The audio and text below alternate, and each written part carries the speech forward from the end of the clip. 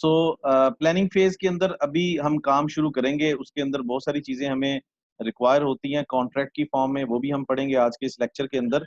लेकिन planning phase के अंदर काम करते हुए हमें एक तरतीब को अपने जहन में रखना है। सबसे पहले हम स्कोप मैनेजमेंट पढ़ेंगे, उसके बाद टाइम मैनेजमेंट पढ़ेंगे, साथ में रिसोर्स मैनेजमेंट को देखेंगे।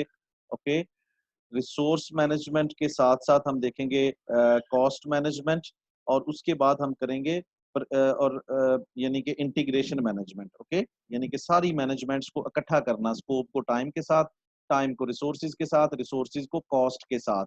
इसको हम कहते हैं इंटीग्रेशन मैनेजमेंट। तो आइए स्टार्ट करते हैं स्कोप मैनेजमेंट से कि what is scope management. Planning phase से स्टार्ट करते हैं।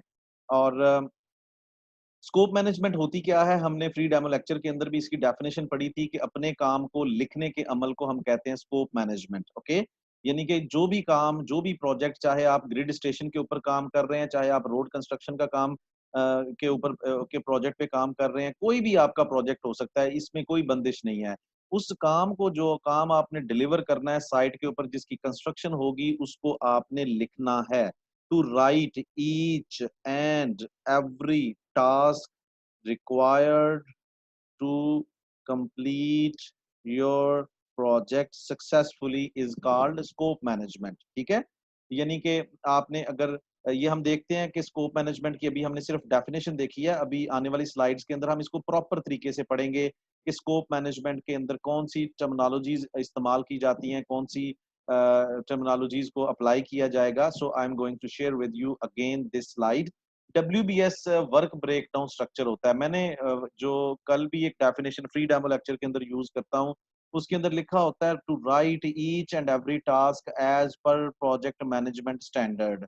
यानी कि आपने प्रोजेक्ट मैनेजमेंट के स्टैंडर्ड के मुताबिक अपना काम लिखना होता है। तो ये है आपके प्रोजेक्ट मैनेजमेंट का स्टैंडर्ड WBS। तो WBS इज इसकी एब्रीविएशन है वर्क ब्रेक डाउन स्ट्रक्चर। ठीक है, it's very important thing. Scope management में आपने प्रोजेक्ट के अंदर जो भी काम है वो तो लिखना ही होता है, लेकिन उसके लिए आपने कौन सी एक साइंस यूज करनी है, उसको हम कहते हैं वर्क ब्रेक डाउन स्ट्रक्चर। मैं आपको यहाँ पे एक एग्जांपल देता हूँ कि वर्क ब्रेकडाउन स्ट्रक्चर, जैसे हम डिफरेंट ऐसे लिखते हैं, ठीक है, या कोई लेंथी टॉपिक होता है, उसके अंदर क्या होता है कि हम ये जब चीजें लिख रहे होते हैं तो हमारी स्कूल या कॉलेज लेवल के ऊपर प्रेफरेंस होती है। हमें बताया जाता है कि हम अपने उस टॉपिक को डिफरेंट हेडिंग्स के अंदर डिवाइड कर लेते हैं। याद है ना, कायदे आजम के ऊपर ऐसे लिखना है तो हम कायदे आजम की पैदाइश, कायदे आजम की इब्तदाई तलीम, आला तलीम, इस तरह की हेडिंग्स बना लेते हैं। तो बिल्कुल हमारा जो प्रोजेक्ट होता है, हमारे प्रोजेक्ट के अंदर अगर बिल्डिंग है तो बिल्डिंग एक प्रोजेक्ट है, उसको हम डिवाइड कर लेते हैं कि इस बिल्डिंग के अंदर, अगर बिल्डिंग है तो उसको हम डिवाइड कर लेते हैं, इस बिल्डिंग के अंदर फाउंडेशन बनेगी, इस बिल्डिंग के अंदर कॉलम्स बनेंगे, डिफरेंट तरह की हेडिंग्स आ जाती हैं। ठीक है, और फिर आपकी टॉप बीम होंगे, फिर आपकी टॉप स्लैब होगी, फिर आपके MEP के काम होंगे। तो हमने इस तरह से प्रोजेक्ट मैनेजमेंट हमें बताती है कि आपने अपने प्रोजेक्ट को छोटे छोटे हिस्सों में डिवाइड कर लेना है। इस डिवीजन के अमल को कहा जाता है वर्क ब्रेकडाउन स्ट्रक्चर। अगर आपको इंटरव्यू के अंदर ये बड़ी आम सी चीजें हैं, बेसिक चीजें हैं जो पूछी जाती हैं कि स्कोप मैनेजमेंट की डेफिनेशन क्या है और वर्क ब्रेकडाउन स्ट्रक्चर कब किया जाता है, ये स्कोप मैनेजमेंट के अंदर इस्तेमाल किया जाता है। जब आपने अपना पूरा प्रोजेक्ट लिखना होता है तो इस की पैटर्न के ऊपर हमने अपने प्रोजेक्ट को डिवाइड करना होता है। आने वाले, मैं इंशाल्लाह एक प्रोजेक्ट को जो हम कंस्ट्रक्शन केस बेस्ड स्टडी करने जा रहे हैं उसके अंदर ये सारी चीजें इंक्लूड करूंगा। ओके, सो यहाँ पे देखें, WBS तैयार करने के लिए हमें दो चीजें बड़े अच्छे तरीके से पता होनी चाहिए। एक, आपको पता होना चाहिए जिन कॉन्ट्रैक्ट एंड एग्रीमेंट्स के ऊपर जाके आपने प्रोजेक्ट की बिड की है उनके बारे में पता होना चाहिए। Okay, being a planning engineer, contract और एग्रीमेंट्स की डिटेल का चाहे आपको ना पता हो, लेकिन बीइंग अ प्लानिंग इंजीनियर जो जो काम आपने कॉन्ट्रैक्ट एंड एग्रीमेंट से डाटा उठाना होता है उसके बारे में आपको अच्छे तरीके से नॉलेज होना चाहिए। दूसरी चीज, बिड के दौरान जो इंजीनियरिंग एस्टीमेट के तौर पे BOQ आप सबमिट करवाते हो क्लाइंट की तरफ से, आपको जो अप्रूव करके दिया जाता है, ये डॉक्यूमेंट आपके पास होना चाहिए। आज के ही इस लेक्चर के अंदर इस BOQ को हम मद्देनजर यानी कि ये हमारे पास एक सिटी डेवलपमेंट प्रोजेक्ट है, इसके अंदर डिफरेंट तरह के काम है, सिविल के काम है, मैकेनिकल के काम है, इलेक्ट्रिकल के काम है, इन कामों को देखेंगे कि ये हमारे प्रोजेक्ट की कंस्ट्रक्शन हमने करनी है, डिलीवरी करनी है, और इन कामों को देखते हुए हम अपने प्रोजेक्ट की जो है वो ब्रेक डाउन करेंगे। एक बीओक्यू है हमारे पास, लेकिन इससे पहले हमें क्या चीज देखनी है, प्रोजेक्ट के कॉन्ट्रैक्ट एंड एग्रीमेंट्स को भी देखना पड़ेगा, ताकि डिटेल के अंदर हमें प्रोजेक्ट की कानून का भी पता चले कि प्रोजेक्ट के अंदर किन कंडीशंस को लागू करना होता है। यूजली होता क्या है कि आपको प्राइमरी 6 चलाना आता है तो हम लोग समझते हैं कि हमें प्लानिंग आती है, लेकिन इस कोर्स के अंदर सिर्फ प्राइमरी 6 नहीं सिखाऊंगा मैं आपको उस प्रोजेक्ट के बारे में जितनी चीजें रिक्वायर होती हैं, चाहे वो कॉन्ट्रैक्ट में से हो, चाहे वो प्रोसेस में से हो, चाहे वो डिजाइन है, प्रोक्योरमेंट है, उन सारी चीजों के कॉन्सेप्ट्स दूंगा। फिर प्राइमरी 6 के अंदर कैसे वो चीजें करनी है वो वन बाय वन देखेंगे। तो प्रोजेक्ट कॉन्ट्रैक्ट एंड एग्रीमेंट्स के अंदर चलते हैं। सबसे पहले देखते हैं कि कॉन्ट्रैक्ट होता क्या है। कॉन्ट्रैक्ट आपके प्रोजेक्ट के अंदर, फ्री डेमो लेक्चर के अंदर भी बताया था, तीन तरह की पार्टीज इन्वॉल्व होती हैं, कंसल्टेंट, क्लाइंट और कंट्रैक्टर। ये तीन तरह की पार्टीज किसी भी स्टेज के ऊपर जाके प्रोजेक्ट में इनके दरमियान कोई मसाइल आ सकते हैं, इनके दरमियान डिस्प्यूट आ सकता है। तो इनके डिस्प्यूट को, इनके मसाइल को रिजॉल्व करने के लिए, इनके प्रॉब्लम्स को सॉल्व करने के लिए, कहीं पे होता है ना कंट्रैक्टर कहता है नहीं जी मैं ऐसे काम नहीं करूंगा, मैं तो ऐसे करूंगा, क्लाइंट कहता है नहीं जी मैं ऐसे काम करवाऊंगा, तो ये प्रॉब्लम आ जाते हैं। तो इन प्रॉब्लम्स को सॉल्व करने के लिए एक कॉन्ट्रैक्ट होता है। कॉन्ट्रैक्ट के अंदर कानून होता है जो उस कंस्ट्रक्शन कॉन्ट्रैक्ट मैनेजमेंट के मुताबिक होता है। आपने उसके अंदर तमाम कवानीन को फॉलो करना होता है, ठीक है।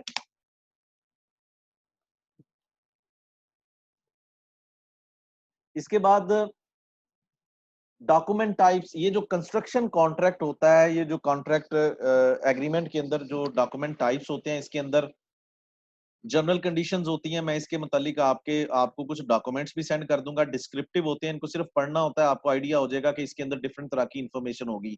लेकिन आपको पता होना चाहिए कि आपके कॉन्ट्रैक्ट डॉक्यूमेंट्स जो होते हैं प्लानिंग फेज के अंदर, इससे पहले कि आप प्लान स्टार्ट करें, आपको थोड़ा बहुत जनरल कंडीशंस को गो थ्रू करना पड़ेगा, पर्टिकुलर कंडीशंस को पर्टिकुलरली पढ़ें, उसमें कौन कौन सी इंफॉर्मेशन होगी। इन डॉक्यूमेंट्स के अंदर आपके पेमेंट मेथड्स होते हैं।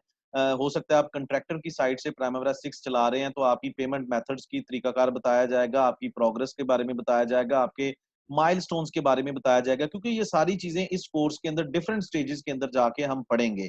तो इसलिए आपको ये कंफ्यूजन नहीं होनी चाहिए कि जब हम माइलस्टोन्स पढ़ेंगे तो आप कहेंगे माइलस्टोन्स हमें कौन बताएगा। ये हमें कॉन्ट्रैक्ट डॉक्यूमेंट्स के अंदर जो है वो बताया जाएगा। और आज जो मैं इस लेक्चर के बाद थोड़े से डॉक्यूमेंट्स आपको सेंड करूंगा जिनको आप गो थ्रू करेंगे, उसके अंदर चीजें काफी क्लियर शक्ल में लिखी होंगी, जो जिसमें लिखा होगा कि ये चीज फलां है, फलां चीज को इस तरह से करना है, ठीक है। लेकिन इतना भी डिटेल के अंदर इन चीजों को नहीं देखना, क्योंकि डिटेल के अंदर कौन लोग काम करते हैं, कॉन्ट्रैक्ट स्पेशलिस्ट, ठीक है। प्लानिंग इंजीनियर की हैसियत से हमने इन चीजों को, फिर बीओक्यू के अंदर जो बिड होती है, बिड के अंदर बीओक्यू के साथ आपको ड्राइंग्स दी जाती हैं, बिल ऑफ क्वांटिटी होता है। बिल ऑफ क्वांटिटी क्या होता है, ये थोड़ी देर पहले मैंने जो चीज आपके साथ शेयर की थी, ये हमारे पास बीओक्यू है, जिसके अंदर जो भी आपके प्रोजेक्ट, जो भी प्रोडक्ट बनानी है ना आपने, चाहे रोड बनाना है, ग्रिड स्टेशन है, उसका जो डिजाइन तैयार होता है, उस डिजाइन से सारी क्वांटिटीज एक्सट्रैक्ट की जाती हैं और उन क्वांटिटीज का रेट लगा के कॉस्टिंग की जाती है। तो ये वाला एक डॉक्यूमेंट है जिसको हम बीओक्यू कहते हैं, और इस बीओक्यू से हम ज्यादातर हेल्प लेंगे अपने प्रोजेक्ट का स्कोप तैयार करने के लिए।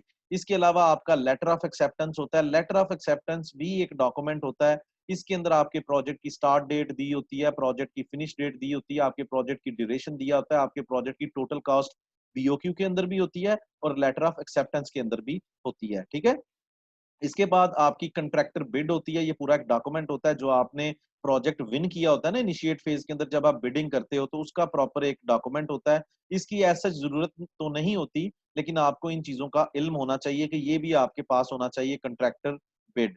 और उसके बाद एग्रीमेंट फॉर्म होता है। ये एक अलहदा से फॉर्म होता है जिसके अंदर आपका एग्रीमेंट होता है, स्टाम्प पेपर भी होता है इसके अंदर, और आपके म्यूचुअली साइन होते हैं कंट्रैक्टर के और क्लाइंट के, ठीक है।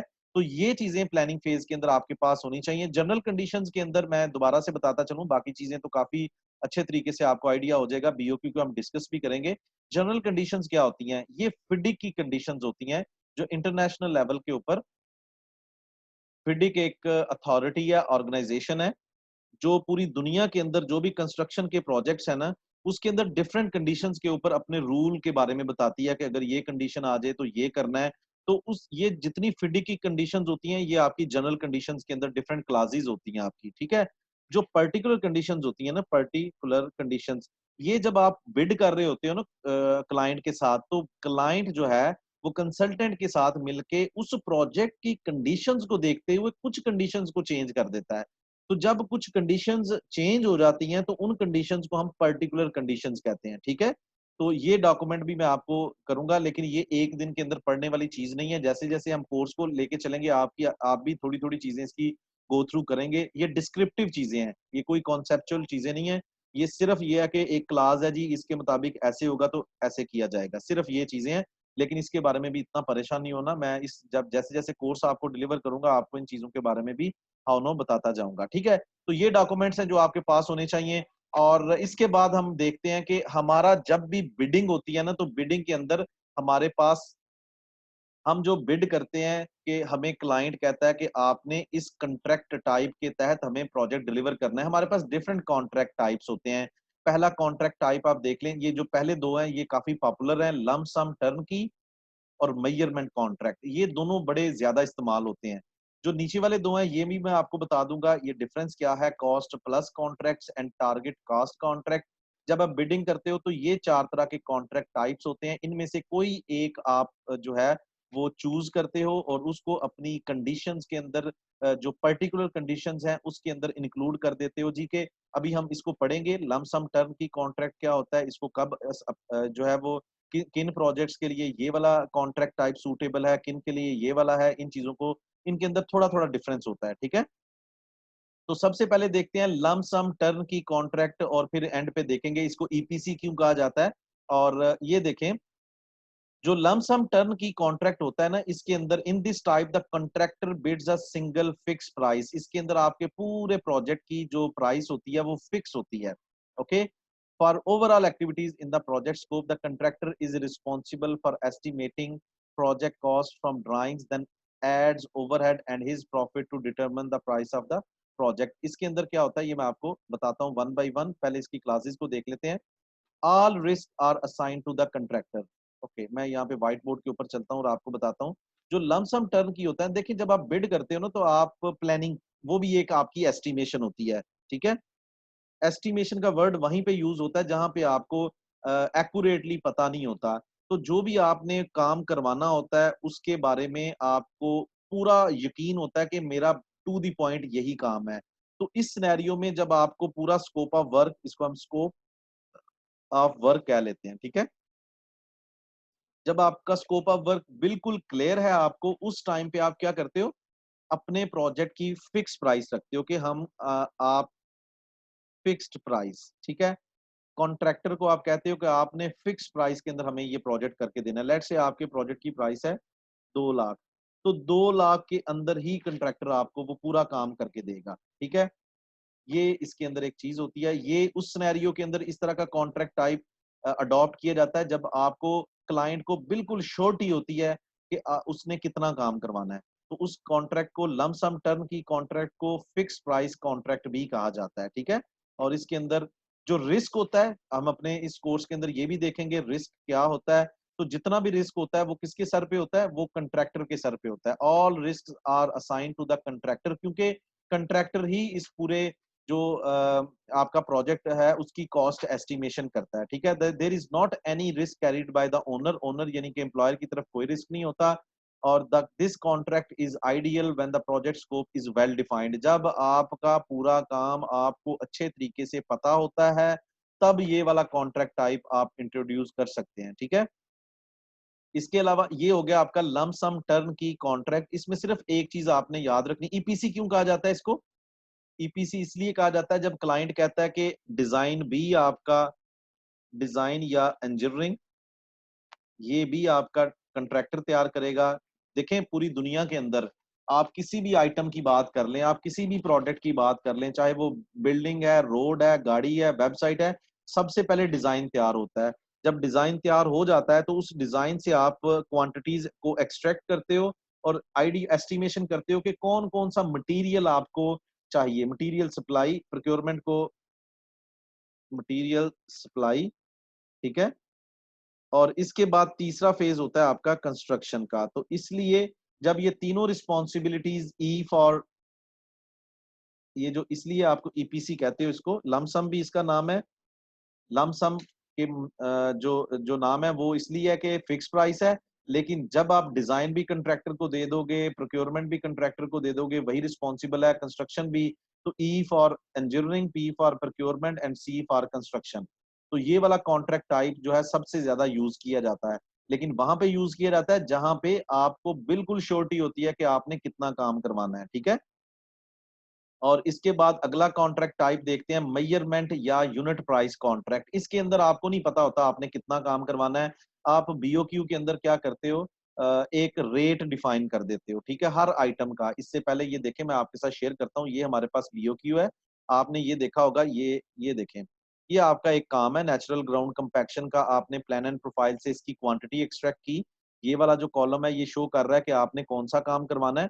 तरतीब के साथ आपके सारे यहाँ पे काम लिखे हुए हैं। ये मैं थोड़ा सा एक्सप्लेन कर दूं आपको। ये आपके पूरे प्रोजेक्ट की समरी है कि 332 मिलियन के अंदर आपने ये प्रोजेक्ट करवाना है। अगर तो आपका लमसम कॉन्ट्रैक्ट होगा तो ये प्रोजेक्ट आपने इतने ही पैसों के अंदर करके देना है, और इसका मतलब ये भी है कि आपके क्लाइंट को श्योरिटी है कि वो इतना, यानी कि काम के बारे में उसको गारंटी है कि ये काम बिल्कुल एक्यूरेटली इतना ही होगा। ठीक है, लमसम टर्न की समझ आ गई। अब चलते हैं, ये देखें, ये रोड वर्क कितना काम है, मजीद आगे इसकी जो शीटें हैं वो एक्सप्लेन कर रही हैं कि रोड वर्क के अंदर कौन कौन से काम है। तो ये देखें, ये ब्रेक डाउन हो गया इस शीट के अंदर। अगला ब्रेक डाउन आप देखेंगे तो नीचे इसको जमा करके ये 219 मिलियन आ रहा है, यानी कि ये 219 मिलियन का ब्रेक डाउन आपको दिया गया कि इसमें कौन कौन से काम करने हैं। अब मेजरमेंट कॉन्ट्रैक्ट की तरफ आते हैं। मेजरमेंट कॉन्ट्रैक्ट तब अप्लाई किया जाता है जब आपको श्योरिटी नहीं होती आपने कितना काम करना है, ठीक है। You are not well, your project is not well defined, ये वाला लफ्ज आप इस्तेमाल कर लें, ये भी प्लानिंग इंजीनियर से, नॉट वेल डिफाइंड। आप क्या करते हो कि हर आइटम का एक रेट जो है ना, एक रेट एलोकेट कर देते हो, और एलोकेट, और एक एस्टिमेटेड क्वांटिटी। और बीओक्यू के अंदर जाके मैं आपको गाइड करता हूँ। ये वाला जो कॉलम है ये आपकी काम को शो कर रहा है, ये आपकी प्लान एंड प्रोफाइल या डिजाइन से क्वांटिटी होती है। ये उस एक किन यूनिट्स के अंदर उसको मेजर किया जा रहा है और उसके एक यूनिट की रेट क्या है, ओके। और फिर इन दोनों को मल्टीप्लाई करके आपके पास ये कॉस्ट आ रही है। ये जो क्वांटिटी है ना, ये आपकी एस्टिमेटेड होती है। कल को आप एक्चुअली काम करेंगे तो हो सकता है ये 4,19,122 स्क्वायर फीट की बजाय ये 5 लाख पे चली जाए। तो मेजरमेंट जो लमसम टर्म की कॉन्ट्रैक्ट है उसमें आप यही पैसे पे करेंगे, क्योंकि ये कंट्रैक्टर का काम है कि वो एक्यूरेटली इसको मेजर करे, ठीक है ना। जो मेजरमेंट कॉन्ट्रैक्ट टाइप है उसके अंदर अगर ये चीज कम ज्यादा हो जाती है तो कोई मसला नहीं, ये चीज नहीं चेंज होगी। बात समझ रहे हैं, ये चीज चेंज हो सकती है। आप क्या करोगे कल को, अगर आपका ये काम लेट से 5 लाख स्क्वायर फीट होता है, तो आप एक्चुअल वर्क के ऊपर जाके इसको इससे मल्टीप्लाई कर देते हो, और फिर आपको इसके अकॉर्डिंग पेमेंट हो जाती है। ये देखें, ये आपकी पेमेंट चेंज होगी ना, 35,000, 29,000 से 35,000 पे चली गई। तो मेजरमेंट कॉन्ट्रैक्ट टाइप के अंदर क्या होता है, the total price of the project in unit contract is based on the price of each item. Her item की अपनी प्राइस जो होती है वो उसके ऊपर डिपेंड करता है। और ये जो कॉन्ट्रैक्ट होता है इसमें फिक्स प्राइस नहीं होता। अगर आपका काम बढ़ जाता है कल को, तो आपका जो रेट है उससे उस काम को मल्टीप्लाई करके आपकी टोटल कॉस्ट निकाली जाती है। और इसके अलावा इसके अंदर जो रिस्क होता है दोनों पार्टीज इक्वली शेयर करती हैं, कंट्रैक्टर भी और क्लाइंट भी, ओके। और ये फ्लेक्सिबल होता है। The construction of the project can be started before, ये तीसरा पॉइंट है। इसके अंदर ये फ्लेक्सिबिलिटी होती है कि अगर आपके प्रोजेक्ट का डिजाइन अभी फाइनल नहीं है, पहले डिजाइन तैयार होता है ना, फिर प्रोक्योरमेंट के लिए क्वांटिटीज निकाली जाती हैं, फिर कंस्ट्रक्शन स्टार्ट होती है। लेकिन मेजरमेंट के अंदर ये होता है डिजाइन से पहले ही आप प्रोजेक्ट स्टार्ट कर सकते हो, ठीक है ना। तो क्योंकि आपके काम की जो वेरिएशन है ना वो एक्सेप्टेबल होती है, अगर कल को काम ज्यादा भी निकल आता है तो आप उसको क्लेम कर सकते हो। जबकि लमसम टर्न की में ऐसा बिल्कुल नहीं होता। वहां पे आप अगर पहले काम स्टार्ट कर देते हो तो अगर काम के अंदर थोड़ी सी वेरिएशन आ जाती है तो वो क्लेम नहीं कर सकते, इसलिए डिजाइन फेज कंप्लीट होने का आप वेट करते हो, तब जाके आप प्रोजेक्ट स्टार्ट करते हो।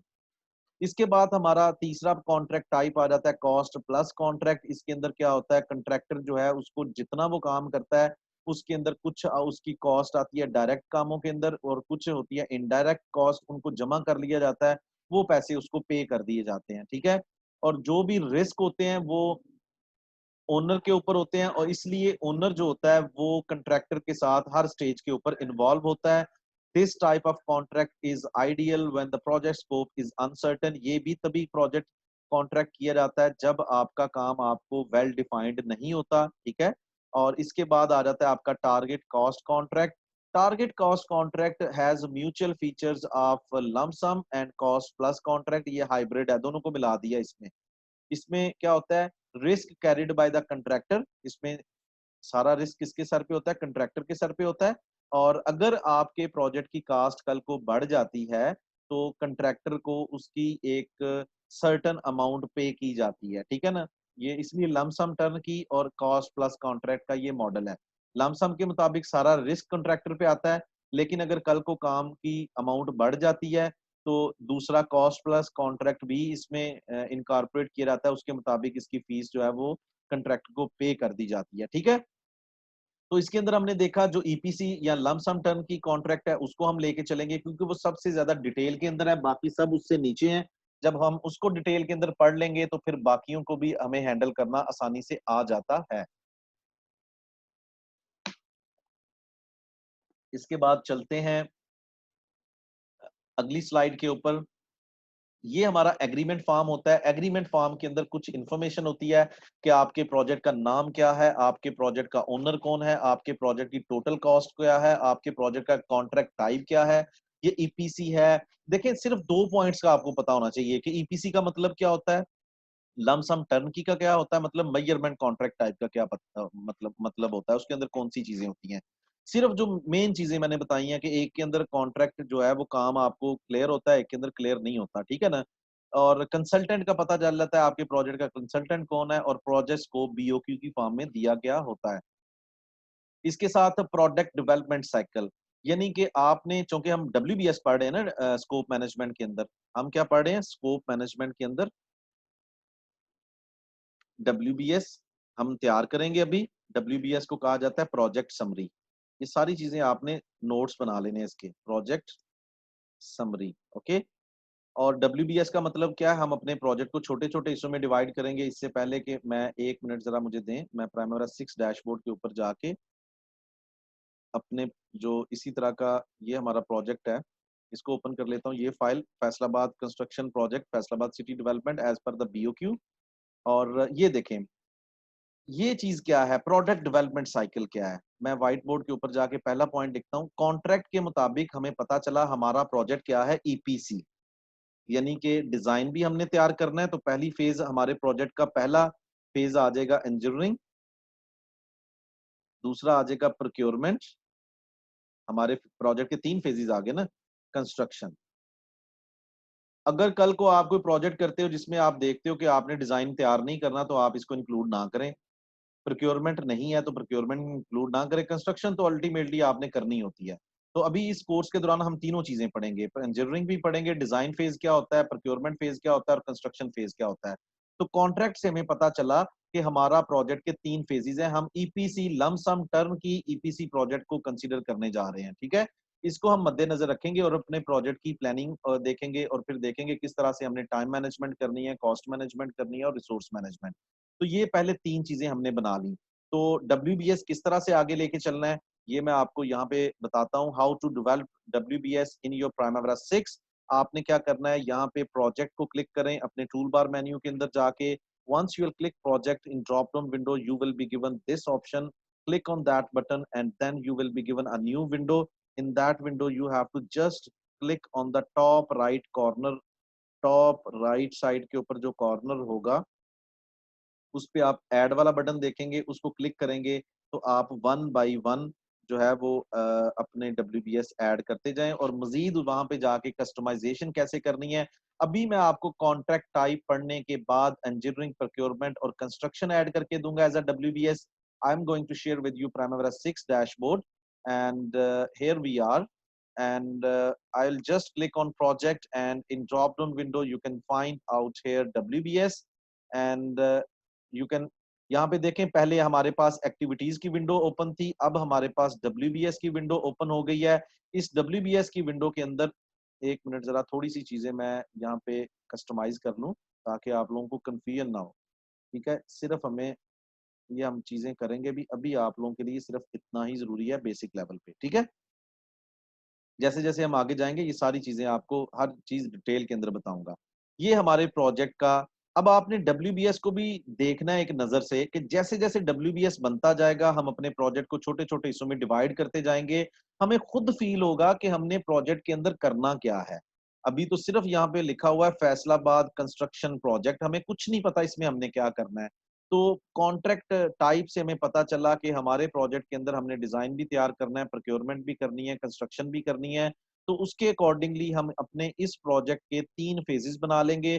3 फेजेस बनाने के लिए आप देखें, यहाँ पे आप अपने प्रोजेक्ट के टाइटल को क्लिक करें और आप टॉप राइट कॉर्नर की तरफ चलें। ये देखें हमारे पास ये देख रहे हैं कॉर्नर पे ऐड वाला बटन नजर आ रहा है। इस ऐड वाले बटन को क्लिक कर दें और आपको नीचे इसी प्रोजेक्ट के नीचे एक हेडिंग मिल जाएगी। इस हेडिंग कॉलम को देखें पहले, WBS कोड, इसको नहीं आपने छेड़ना, ये प्राइमरी 6 ऑटोमेटिकली जनरेट करेगा। जबकि WBS नेम के अंदर आप अपनी रिक्वायरमेंट के मुताबिक इनपुट देंगे। यहाँ पे आ जाएगा हमारा इंजीनियरिंग फेज या फिर डिजाइन फेज। ओके, ये हमारा आ गया। ठीक है, दूसरा हमारा फेज है as per project contract type. दूसरा फेज है हमारा प्रोक्योरमेंट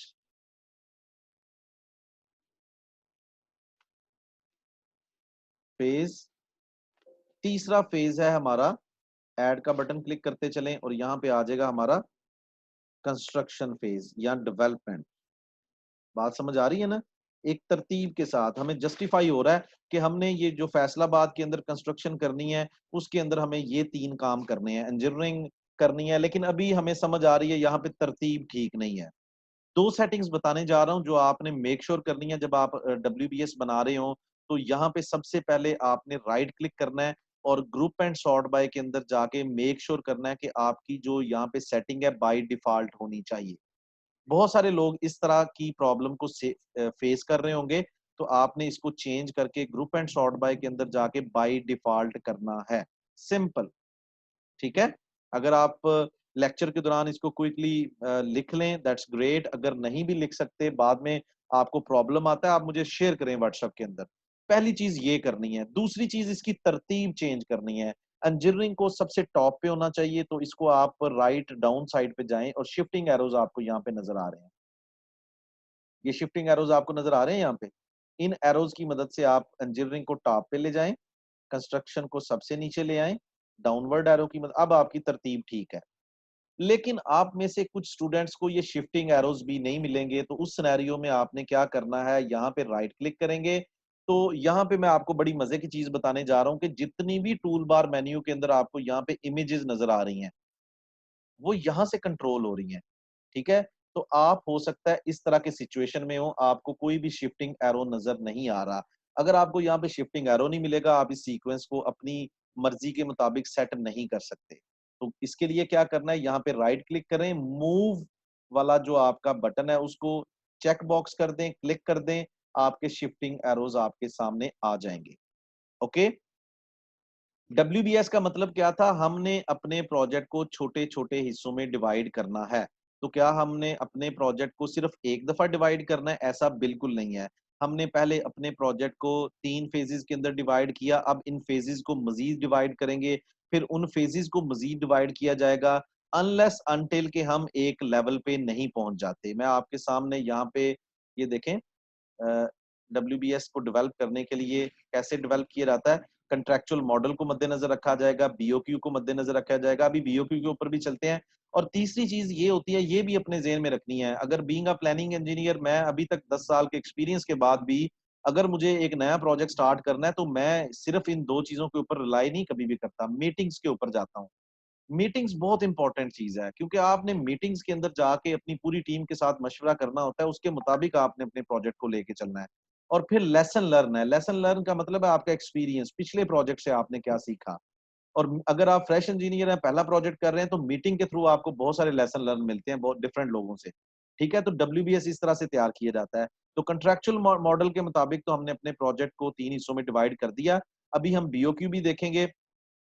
ठीक है, और BOQ देखने से पहले मैं आपके सामने एक चीज शेयर करूंगा कि हम अपने प्रोजेक्ट को, ये जो डिवाइड करने जा रहे हैं ना, इसको हम कहते हैं टॉप टू डाउन। हम अपने प्रोजेक्ट को ये देखें, ऊपर से नीचे की तरफ आएंगे और डिवाइड करते जाएंगे। ओके, और जैसे जैसे हम अपने प्रोजेक्ट को डिफरेंट लेवल्स के ऊपर जाके डिवाइड करेंगे, हमारे प्रोजेक्ट की डिटेल हमारे सामने आती जाएगी। ये देखें, हम अपने प्रोजेक्ट को डिफरेंट फेजेस या स्टेजेस के अंदर डिवाइड करेंगे, फिर लेवल 1 आ जाएगा, लेवल 2 प्लान आ जाएगा, लेवल 3 प्लान आ जाएगा। इसको याद रखना, इंटरव्यूज के अंदर पूछा जाता है कि आपके प्रोजेक्ट का जो स्कोप मैनेजमेंट है उसके अंदर पैटर्न क्या होता है, तो इस पैटर्न को क्या कहते हैं, टॉप टू डाउन। ठीक है, टॉप टू डाउन, ऊपर से नीचे की तरफ आते हैं।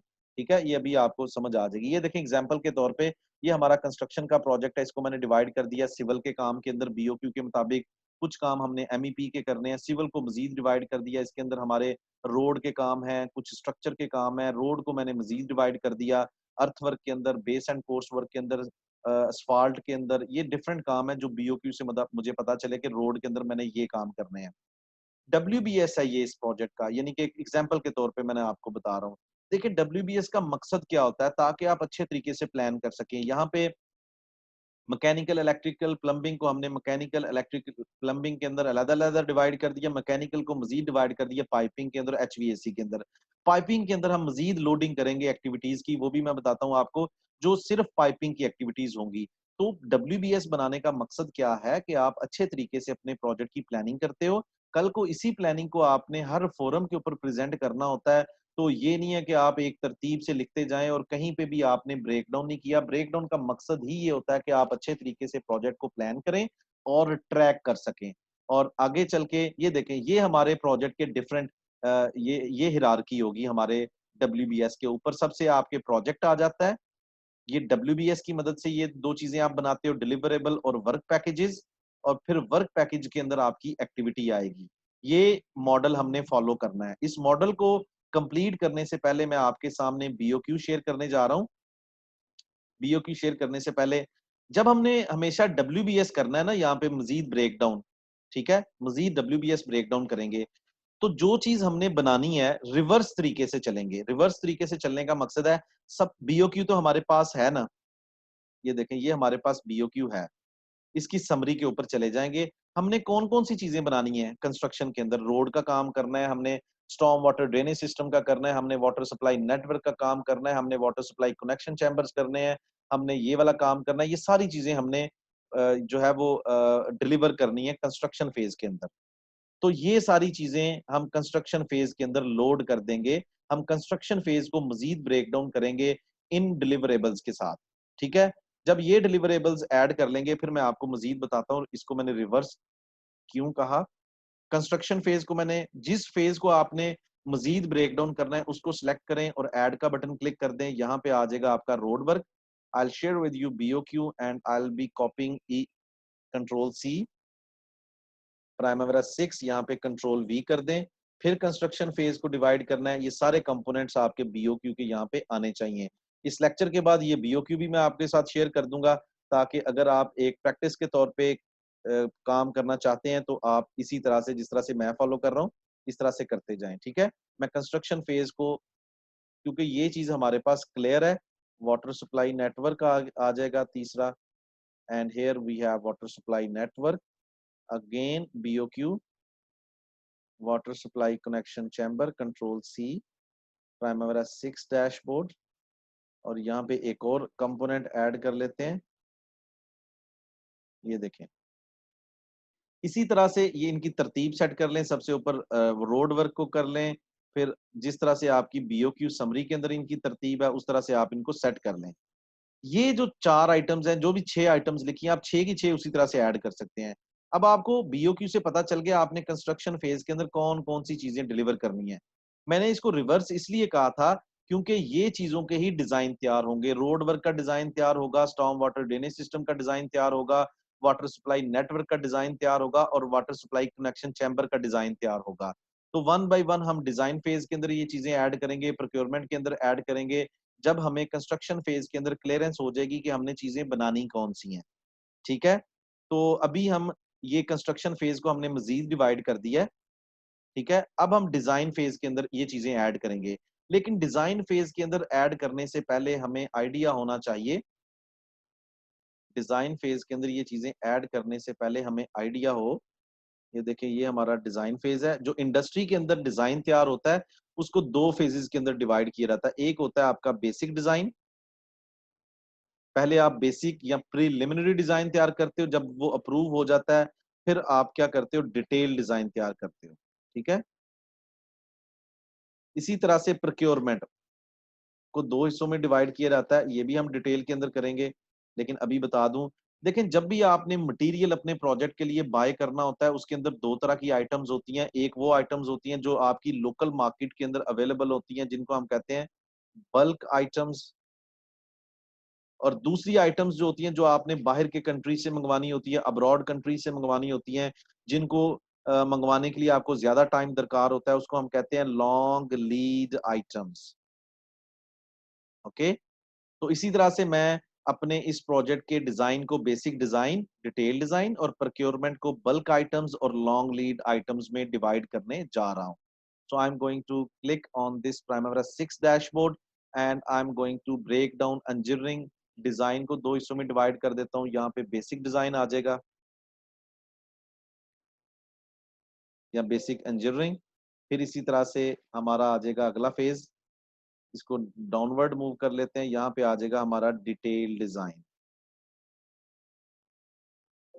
इसी तरह से प्रोक्योरमेंट को तीन हिस्सों में डिवाइड कर लेते हैं, दो हिस्सों में, बल्क आइटम्स।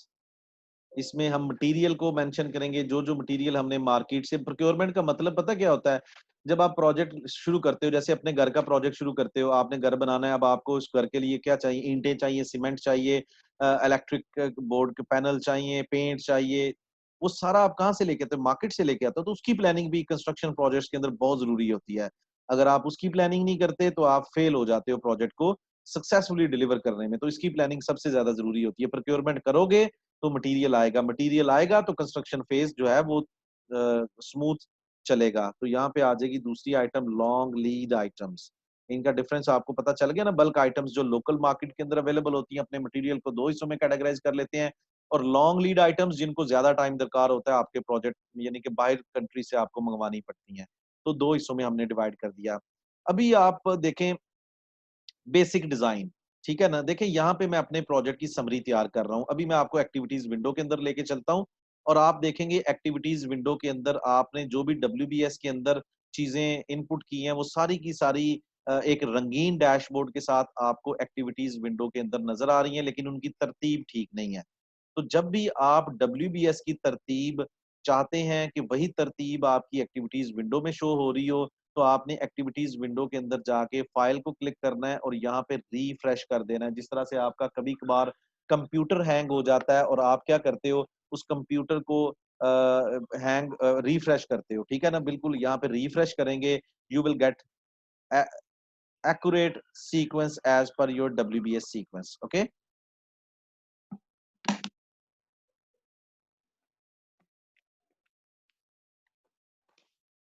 ओके हो गया, ये सीक्वेंस आ गई आपके पास। ये आपके, आप समझ रहे होंगे कि डिफरेंट तरह के कलर्स नजर आ रहे हैं, तो ये कलर्स के बारे में मैं बताता चलता हूँ। ये देखिए WBS के अंदर आपके अभी, WBS के अंदर आपके अभी डिफरेंट लेवल है। मैं आपको एक और मजे की चीज बताने जा रहा हूँ जो इंटरव्यू के अंदर पूछी जाती है। इंटरव्यू के अंदर आपको पूछा जाएगा WBS का पैटर्न कौन सा है। एक तो आपने बता दिया टॉप टू डाउन।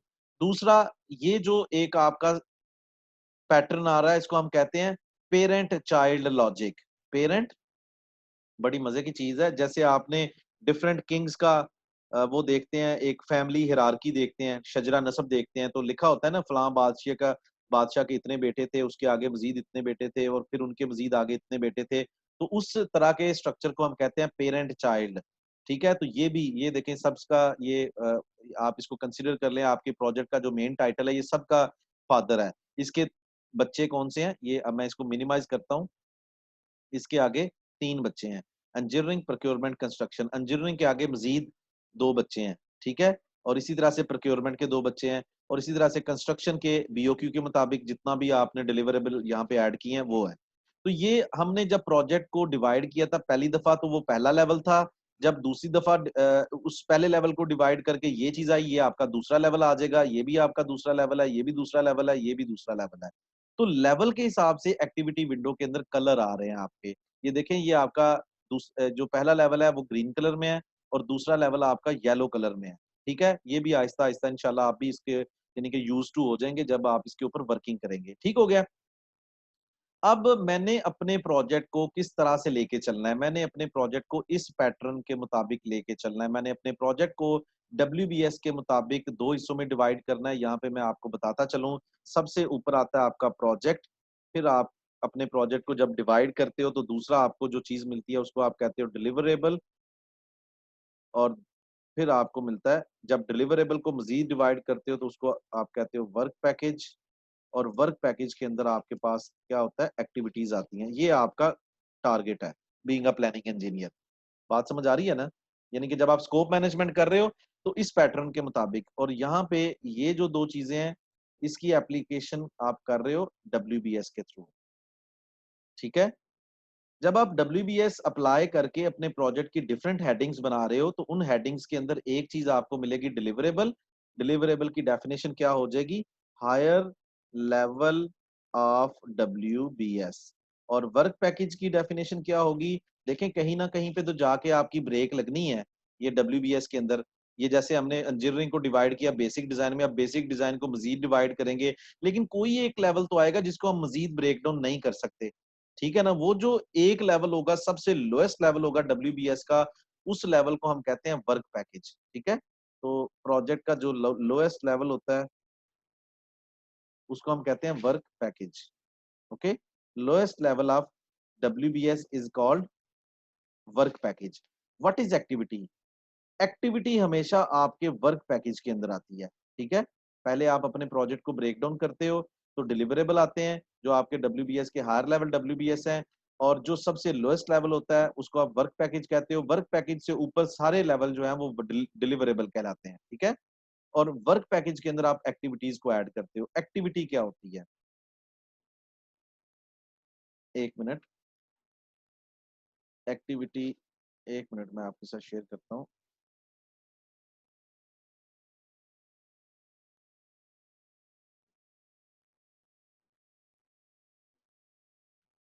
ये देखें, अब आपको अच्छे तरीके से आइडिया होगा एक्टिविटी का, जो हमारा टारगेट है। हमने एक्टिविटी लेवल तक जाना है। एक्टिविटी क्या होती है? एक्टिविटी आपके प्रोजेक्ट का सबसे लोएस्ट लेवल है। अभी भी अगर मैं आपको प्रोजेक्ट का WBS शेयर करूं तो अभी भी आपको पता चलेगा हमें कोई भी आइडिया नहीं है कि बल्कि अभी हमने एक सिर्फ स्टार्ट किया अपने प्रोजेक्ट की समरी बनाना। हमारा मकसद क्या है? हमारा मकसद है एक्टिविटी लेवल तक पहुंचना। एक्टिविटी क्या होती है, ये आपके इसकी डेफिनेशन लिख लें, ये भी बड़ी एक इंपॉर्टेंट चीज है। Activity is the project lowest level. At this level you are going to calculate कि आपने काम कितना करना है। जब आपको ये देखिए, आप खुद फील करेंगे चीजें। जब आपको ये पता चल जाता है कि आपने काम कितना करना है तो फिर आप उस काम के ऊपर, जो उस काम को करने के लिए कौन कौन से रिसोर्सेज आपको चाहिए वो आइडेंटिफाई करते हो। फिर उन रिसोर्सेज की प्रोडक्टिविटी की बेस पे आपको पता चलता है कि उस काम को करने के लिए टाइम कितना चाहिए, और उनके रेट से आपको पता चलता है उस काम को करने के लिए आपको पैसे कितने चाहिए। बात समझ आ रही है? तो एक्टिविटी आपके प्रोजेक्ट का सबसे लोएस्ट लेवल है। इस लेवल पे आपको पता चलता है कि आपने काम कितना करना है, उसी काम से आप टाइम को कैलकुलेट करते हो, कॉस्ट को कैलकुलेट करते हो, रिसोर्सेज को ड्राइव करते हो। बात समझ आ गई? तो मुश्किल तो नहीं है, सिंपल सी चीज है। तो ये आपका मेन जो आपका गोल है, ये आपका WBS का लोएस्ट लेवल है वर्क पैकेज। एक्टिविटी आपके प्रोजेक्ट का लोएस्ट लेवल है। थोड़ा सा डिफरेंस मैं हाईलाइट कर रहा हूँ, ये आपके प्रोजेक्ट का लोएस्ट लेवल है। ठीक है। वर्क पैकेज आपके WBS का लोएस्ट लेवल है। ठीक है। एक्टिविटी लेवल के ऊपर क्या होता है कि आपको एक एक्टिविटी की कॉस्ट पता चलती है, एक एक्टिविटी का टाइम पता चलता है, एक एक्टिविटी पे काम करने वाले रिसोर्सेज का पता चलेगा, दो एक्टिविटी, तीन, अप टू 10,000 एक्टिविटीज का आपस में टाइम कॉस्ट रिसोर्सेज मिलके प्राइमरी 6 के अंदर आपको टोटल प्रोजेक्ट की कॉस्ट आ रही होगी, टोटल प्रोजेक्ट का टाइम आ रहा होगा, कितने टाइम में आप इस प्रोजेक्ट को करेंगे, और टोटल प्रोजेक्ट के रिसोर्सेज का पता चलेगा। ये हमारा अल्टीमेट गोल है। लेकिन अभी एक्टिविटी तक पहुंचने से पहले हमने अपने प्रोजेक्ट की समरी को मजीद जो है वो क्लियर करना है। अभी बेसिक डिजाइन को हम मजीद डिवाइड करेंगे कि हमारे पास मल्टीपल आइटम्स हैं। इसमें रोड वर्क है, इसमें स्टॉर्म वाटर ड्रेनेज सिस्टम है, इसमें वाटर सप्लाई नेटवर्क है। तो इन आइटम्स को हम यहाँ पे लोड करेंगे। ठीक है। बेसिक डिजाइन के अंदर जाके हम इन सारी आइटम्स को लोड करेंगे, फिर डिटेल डिजाइन के अंदर जाके इन सारी आइटम्स को लोड करेंगे। फिर जब डिजाइन तैयार हो जाएगा तो कौन कौन सी आइटम्स हमें प्रोक्योरमेंट के लिए प्रोसेस करनी पड़ेंगी, वो हम कैटेगराइज कर लेंगे। बल्क आइटम्स के अंदर कुछ आइटम्स आ जाएंगी और कुछ आइटम्स लॉन्ग लीड आइटम्स के अंदर आ जाएंगी। ठीक है, तो WBS के अंदर जाके हम बेसिक डिजाइन में को मजीद ब्रेक डाउन करते हैं। रोड वर्क के अंदर सबसे पहले आपका रोड वर्क का डिजाइन तैयार होगा। So I am going to copy paste. आप यहाँ से बिल्कुल एक्सेल की तरह कॉपी पेस्ट कर सकते हैं। फिर आपका यहाँ पे बेसिक डिजाइन के अंदर दूसरी आइटम आ जाएगी। यहाँ से ये देखें, इसलिए मैंने रिवर्स किया था ये सिस्टम, क्योंकि ये बड़ा जबरदस्त तरीकाकार है। इसमें आपको गलती के बड़े कम चांसेस होते हैं। जब आपने एक दफा BOQ को देख के कंस्ट्रक्शन के अंदर अपने डिलीवरेबल्स देख लिए, अब आपको ये तो आइडिया हो जाता है ना, इसी का इसका भी डिजाइन चाहिए, इसका भी डिजाइन चाहिए, इसका भी डिजाइन चाहिए, इसका भी चाहिए।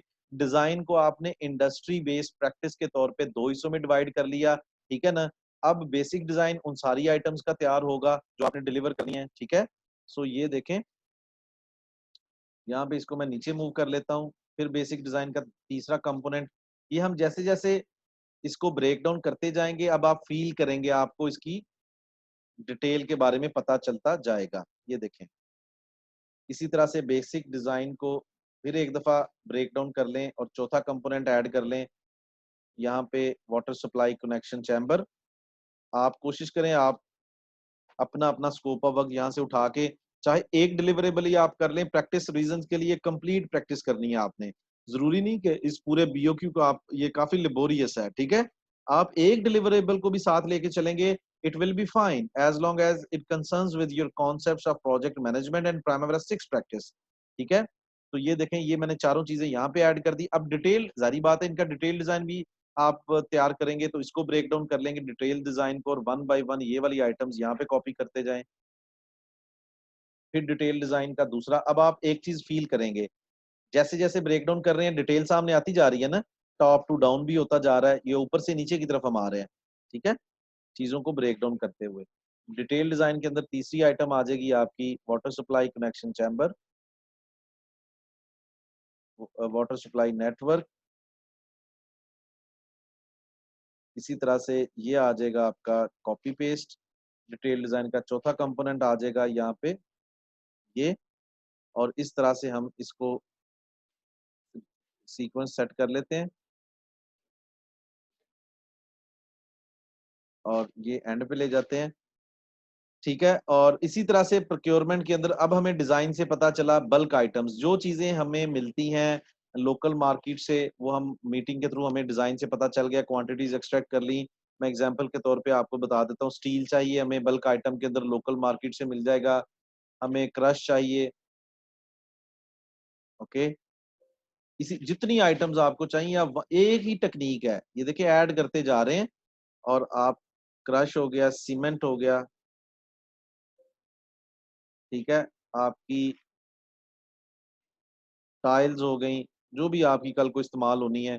लॉन्ग लीड आइटम्स के अंदर वो आइटम्स आ जाती हैं, आप कैटेगराइज कर लेते हो। लेट से इलेक्ट्रिक पैनल्स आ गए, ये बाहर की कंट्री से आप मंगवाएंगे। आपके इस प्रोजेक्ट के अंदर कुछ सिक्योरिटी सिस्टम लगना है, वो भी आप बाहर से मंगवा रहे हो, तो इसको हम कहेंगे ITS, इंटेलिजेंट ट्रांसपोर्ट सिस्टम। ठीक है, लॉन्ग लीड आइटम्स के अंदर आप बाहर की कंट्री से असफाल्ट मंगवा रहे हो, तो वो भी आपकी इस कैटेगरी के अंदर आ जाएगी। ओके, तो ये आपने सारी आइटम्स यहाँ पे लोड कर ली। ठीक है, और अब आप देखिएगा एक्टिविटीज विंडो के अंदर जाके रिफ्रेश कर लें एक दफा, और ये आपकी तरतीब। अब देखें, मुझे काफी हद तक आइडिया हो गया कि मेरा जो बेसिक डिजाइन है उसके अंदर मुझे ये चीजें तैयार करनी है, डिटेल डिजाइन के अंदर मुझे ये चीजें हैं, और प्रोक्योरमेंट के अंदर बल्क आइटम्स को। अब मुझे काफी आइडिया हो गया कि मुझे करना क्या है, मेरे प्रोजेक्ट की समरी तैयार हो रही है। ठीक है ना, यहाँ तक समझ आ गई। ये मैं अपने प्रोजेक्ट के WBS को मजीद डिटेलिंग देता जा रहा हूँ। ठीक है ना, यहाँ तक आपने WBS को काफी हद तक ब्रेक डाउन कर लिया। अब मैं आपको बताऊंगा प्राइमरी 6 के ऊपर काम करते हुए आपने अपने प्रोजेक्ट की, यहाँ तक तो हो गया प्रोजेक्ट मैनेजमेंट के हवाले से, कि आपने अपने प्रोजेक्ट के कॉन्ट्रैक्ट को कैसे पढ़ना है, फिर अपने प्रोजेक्ट को किस तरह से ब्रेक डाउन करना है, और डिफरेंट तरह के इसमें प्रोसेस हैं। डिजाइन को दो हिस्सों में डिवाइड कर लिया, प्रोक्योरमेंट में को कर लिया। अब थोड़ा सा सॉफ्टवेयर के बारे में भी चीजें जो है वो सीखते हैं। जब आप इस लेवल के ऊपर प्राइमरी 6 में प्लानिंग कर रहे होते हो तो कुछ आपको बेसिक सेटिंग्स करनी पड़ती हैं। ठीक है, ये बेसिक सेटिंग्स आपको शुरू में ही करनी होंगी। बेसिक सेटिंग्स, तो बेसिक सेटिंग्स के लिए सबसे पहले आपने क्या करना है, एक आपके पास एडमिन का बटन है प्राइमरी टूल बार मेन्यू के अंदर। ये भी तो करनी है ना चीजें, हमने ही करनी है, सॉफ्टवेयर की जो कुछ प्रेफरेंसेस होती हैं। तो एडमिन, यहाँ पे हम बेसिक सेटिंग्स करने जा रहे हैं। तो एडमिन को क्लिक करेंगे तो हमारे पास ड्रॉप डाउन विंडो आएगी। तो पहली ऑप्शन होगी एडमिन प्रेफरेंसेस। जब हम उसको क्लिक करेंगे तो मजीद हमें जो ऑप्शन मिलेगी उसको हम कहते हैं, एक विंडो मिलेगी। उस विंडो के अंदर जाके हमने अपनी इंडस्ट्री सेलेक्ट करनी है कि हम किस इंडस्ट्री से बिलोंग करते हैं, क्योंकि प्राइमरी 6 डिफरेंट इंडस्ट्रीज के लिए यूज किया जाता है। तो यहाँ पे जाके सबसे पहले आप अपनी इंडस्ट्री की सिलेक्शन करें। I am going to share with you primary 6 dashboard and here you can see primary 6 dashboard के ऊपर आगे एडमिन। ये एक दफा फिर मेक श्योर कर लूं कि यही विंडो आपको नजर आ रही है। Okay, that's fine. एडमिन, ये सबसे पहली ऑप्शन है एडमिन प्रेफरेंसेस। सिंपल, ये तीनों हमने वन बाय वन करनी है, ठीक है ना। सबसे पहली ऑप्शन एडमिन प्रेफरेंसेस के अंदर जाएंगे। ये विंडो ओपन हुई, इस विंडो के अंदर देखेंगे इंडस्ट्री कहाँ पे लिखा हुआ है। तो अभी हमारी ये इंडस्ट्री ये लिखा हुआ है। इस इंडस्ट्री के अंदर आप देखें, आप इंजीनियरिंग कंस्ट्रक्शन से बिलोंग करते हैं, यहाँ पे हैं तो ये आप जिस इंडस्ट्री से बिलोंग करते हैं उस इंडस्ट्री को क्लिक कर दें। तो इंजीनियरिंग कंस्ट्रक्शन हमारी जो मेजर इंडस्ट्री है उससे बिलोंग करते हैं अभी इस प्रोजेक्ट के मुताबिक। तो हम इसको क्लिक कर लेते हैं और इसको क्लोज कर लेते हैं। It's done. दोबारा मैं यहाँ पे प्राइमरी ये व्हाइट बोर्ड के ऊपर जाके फिर आप एडमिन को क्लिक करेंगे, but this time you have to go for the second option. Second option को क्लिक करता हूँ और ये देखें दूसरी चीज एडमिन कैटेगरीज है। जैसे ही मैं एडमिन कैटेगरीज को क्लिक करूंगा आपके सामने ये विंडो आ जाएगी। इस विंडो के अंदर जाके ये लिख लेते हैं जरा, एडमिन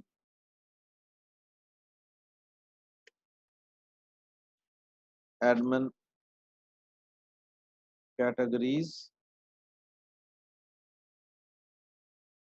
और मजीद आपने यूनिट ऑफ मैयर।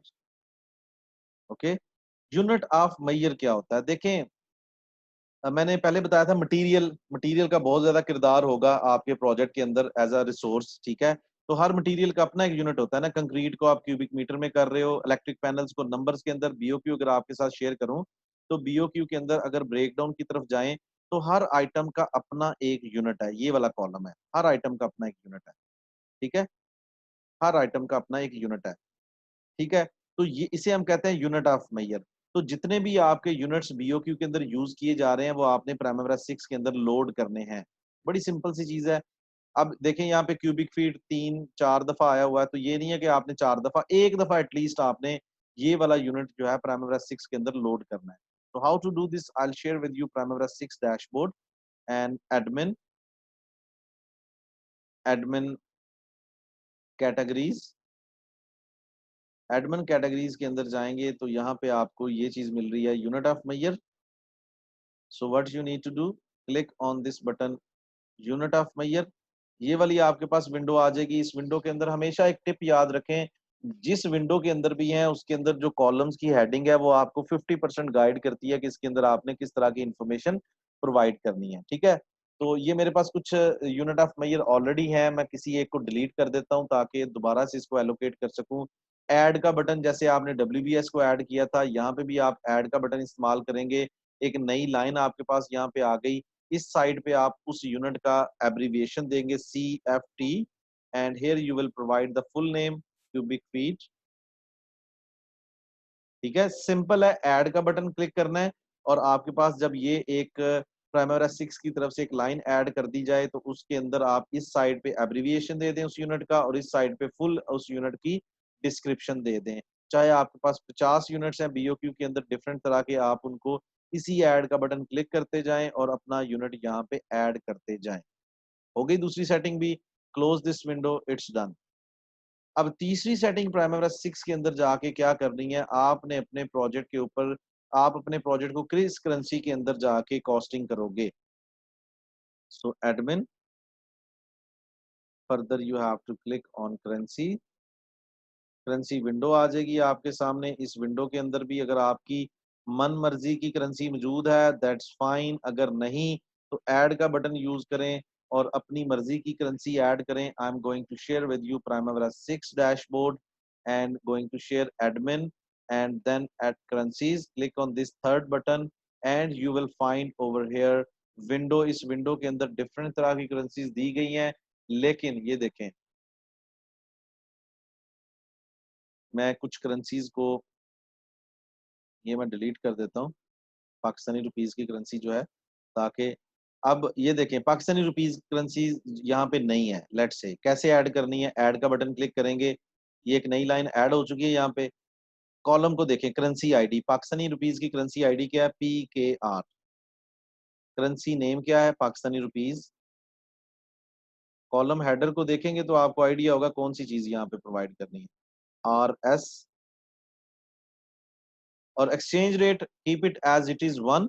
ये तब होता है जब अपने प्रोजेक्ट को डॉलर के अगेंस्ट भी एनालाइज करना चाहें, तो यहाँ पे एक्सचेंज रेट हो जाएगा। ठीक है, नीचे इस विंडो के अंदर कुछ चीजें दी गई हैं, पॉजिटिव करेंसी फॉर्मेट और नेगेटिव करेंसी फॉर्मेट। इसका मतलब ये है कि कल को जब हम कॉस्ट मैनेजमेंट कर रहे होंगे तो हमारे पास कुछ पैरामीटर्स आएंगे जो पॉजिटिव करेंसी को शो कर रहे होंगे, कुछ पैरामीटर्स आएंगे नेगेटिव करेंसी को शो कर रहे होंगे। यहाँ से आप इनके फॉर्मेट को सिर्फ चेंज कर सकते हैं। आपको सिंबल पहले चाहिए, बाद में चाहिए, it all depends on your requirement. क्योंकि पॉजिटिव अगर किसी डिजिट के साथ ना भी लिखा हो तो उसको पॉजिटिव ही कंसिडर किया जाता है ना। नेगेटिव करेंसी के अंदर क्या है, नेगेटिव लिखा होगा या ब्रैकेट्स के अंदर एक्सेल की तरह एक फॉर्मेट है, आप किसी भी एक फॉर्मेट को यहाँ पे चूज कर सकते हैं ताकि कॉस्ट मैनेजमेंट के अंदर। और फिर यहाँ पे डेसिमल सिंबल है, यहाँ पे कितने वर्ड डिजिट शो करना चाहते हो डेसिमल के बाद, एंड दैट्स इट। करेंसी को आपने इस स्टेप के थ्रू डिफाइन कर लिया। Close this window. ये था आपका प्राइमवेरा 6 के लिए करेंसी को डिफाइन करने का तरीका। अब हम करेंगे करेंसी को असाइन कैसे किया जाता है। करेंसी को असाइन करने के लिए आपको टूल बार मेन्यू के अंदर जाके एडिट का बटन क्लिक करना है, और जैसे ही आप एडिट का बटन क्लिक करेंगे आपके पास एक ऑप्शन आएगी यूजर प्रेफरेंसेस। जैसे ही आप यूजर प्रेफरेंसेस को क्लिक करेंगे आपके पास एक विंडो आ जाएगी। उस विंडो के अंदर मजीद आपने करेंसी का बटन ढूंढना है। जैसे ही आप करेंसी का बटन क्लिक करेंगे यहाँ पे आप ऐड के बटन से करेंसी एलोकेट कर सकते हो अपने प्रोजेक्ट को। ओके, तो जस्ट वेट अ मोमेंट, पानी पी लूं।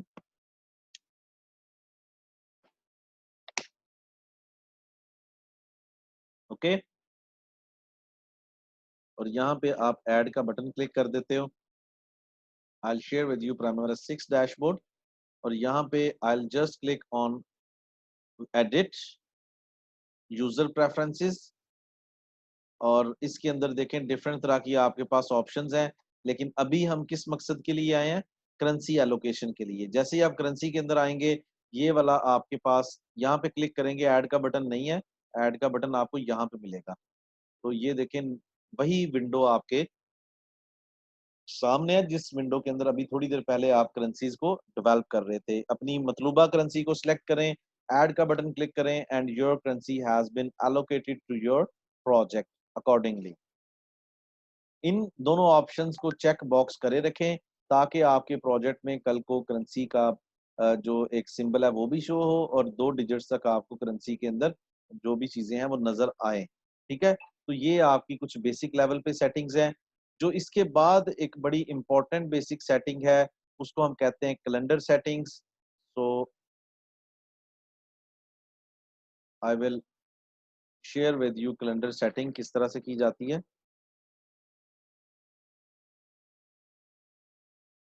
थक तो नहीं गए?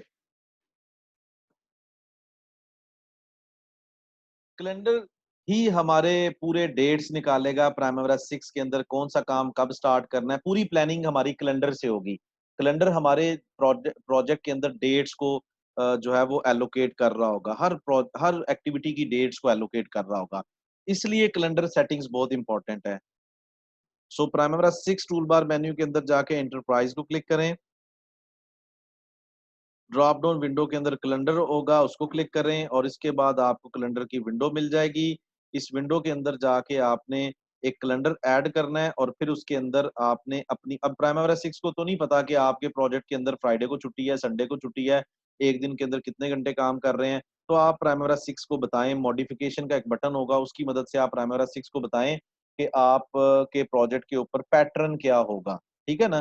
तो यहाँ मॉडिफिकेशन में जाके जो भी कस्टमाइजेशन है वो मैं आपको बताऊंगा। I will share with you Primavera 6 dashboard and I will share with you project enterprise. Click on enterprise और ड्रॉप डाउन विंडो के अंदर ये आपको कैलेंडर नजर आ रहा है। Just click on this button and you will find here calendar window. इस कैलेंडर विंडो के अंदर आपके पास 3 डिफरेंट तरह के कैलेंडर नजर आ रहे हैं। ग्लोबल कैलेंडर है, रिसोर्स कैलेंडर है, प्रोजेक्ट कैलेंडर है।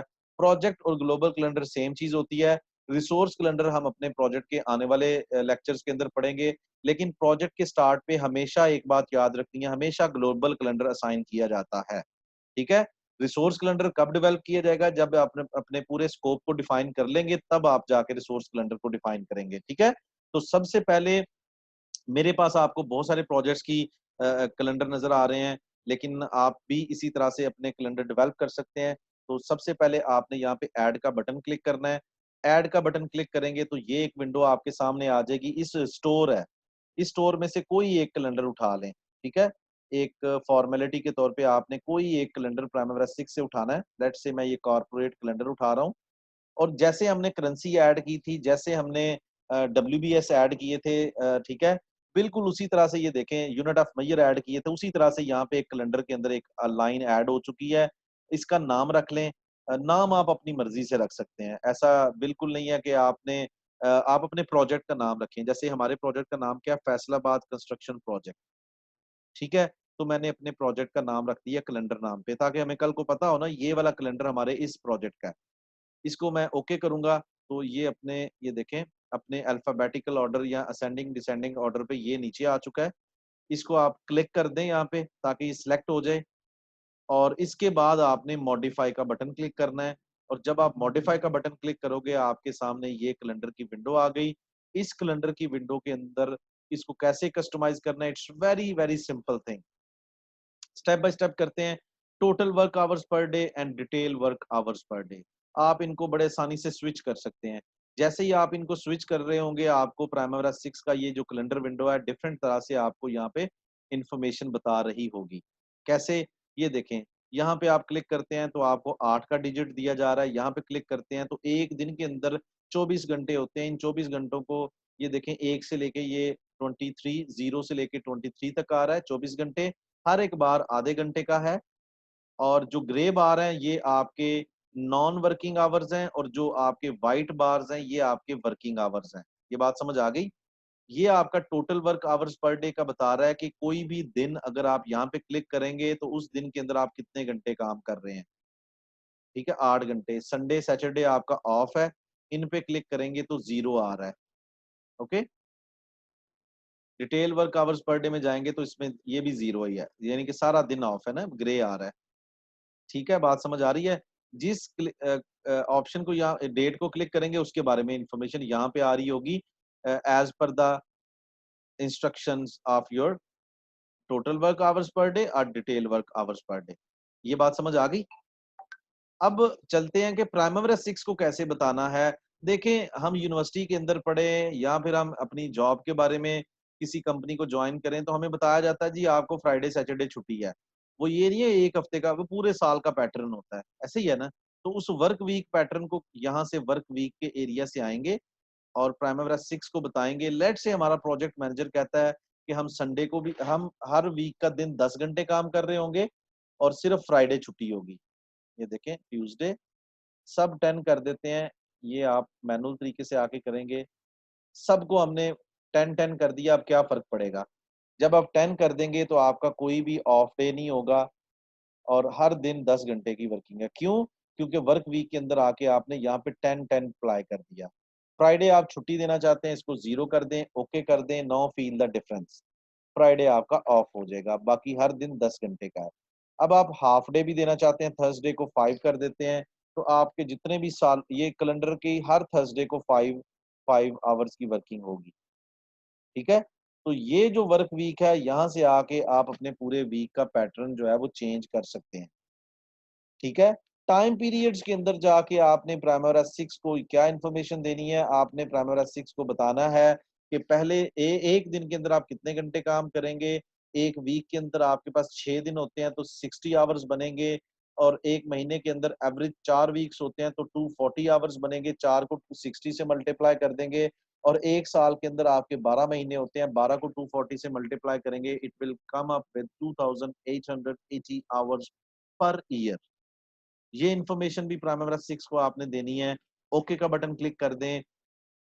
अब आते हैं कुछ और चीज़ों की तरफ, जैसे कि आप जब भी किसी कंपनी को जॉइन करते हैं या यूनिवर्सिटी को जॉइन करते हैं, तो सिर्फ़ आपका वही पैटर्न नहीं चलता कि आपको सैटरडे को छुट्टी है, संडे को, कुछ आपकी ईदें भी आ जाती हैं। मैंने पहले लफ्ज़ यूज़ किया था, ये जो कैलेंडर है, ये आपके प्रोजेक्ट की जितनी भी एक्टिविटीज़ होगी, उनकी डेट्स को एलोकेट कर रहा होगा। जब आपकी ईद आती है या कोई नेशनल हॉलिडे आता है, तो आपने प्राइमरी 6 को बताना होता है कि इन दिनों के ऊपर कोई भी काम को कैलकुलेट ना किया जाए। अगर कोई एक्टिविटी बाय चांस इस डेट को स्टार्ट होगी, तो उसको इस डेट को नहीं स्टार्ट किया जाए, अगले दिन को स्टार्ट किया जाए। ठीक है? तो ऐसे नेशनल हॉलिडेज़ कब आ रहे हैं? लेट्स से वो आपके फ्राइडे को तो नहीं आ रहे, फ्राइडे तो वैसे ही छुट्टी है। ट्यूसडे को आपकी ईद है, तो आप प्राइमरी 6 आप अपने प्रोजेक्ट पे काम तो नहीं करना चाहते। उस दिन पे आप लेबर को छुट्टी दोगे ना, तो उन दिनों को आपने मैनुअल तरीके से ऑफ कैसे करना है। तो मैनुअल तरीके से ऑफ करने के लिए आप यहाँ पे नॉन वर्क कर देंगे, ठीक है? 17 को भी आपकी छुट्टियाँ नॉन वर्क कर देंगे। जब आप इस तरह की डेट्स को, जो आपके नेशनल हॉलिडेज़ हैं, जिन पे आप अपनी प्रोजेक्ट की कैलकुलेशन नहीं करना चाहते, ये मैनुअल तरीके से आप ऑफ कर देते हैं, और कोई ऐसा फ्राइडे जिसको आप वर्किंग करवाना चाहते हैं, वैसे तो फ्राइडे ऑफ है, लेकिन आप समझते हैं कि ये 12 जून को आप वर्किंग करवाना चाहते हैं, इसको वर्क कर दें, तो ये आपका वर्किंग डे बन जाएगा। और इसके आवर्स को एलोकेट करना चाहते हैं, ये अपवर्ड एरो की मदद से 9, 10, डाउनवर्ड एरो की मदद से आप अपने आवर्स को कम ज़्यादा कर सकते हैं। ठीक है? इस तरीके से।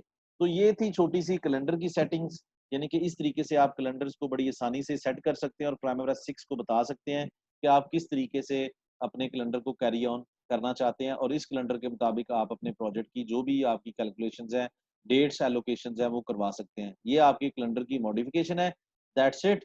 और ये है आपके आज का लेक्चर, और इसको आप प्रैक्टिस करें, और मैं आपको इस लेक्चर के बाद थोड़ी देर के अंदर गाइड करूँगा किस तरह से प्राइमरी को इंस्टॉल करना है, और इसके साथ-साथ कल के बारे में भी मैं आपको बताता हूँ कि कल का आपका शेड्यूल क्या होगा। ठीक है?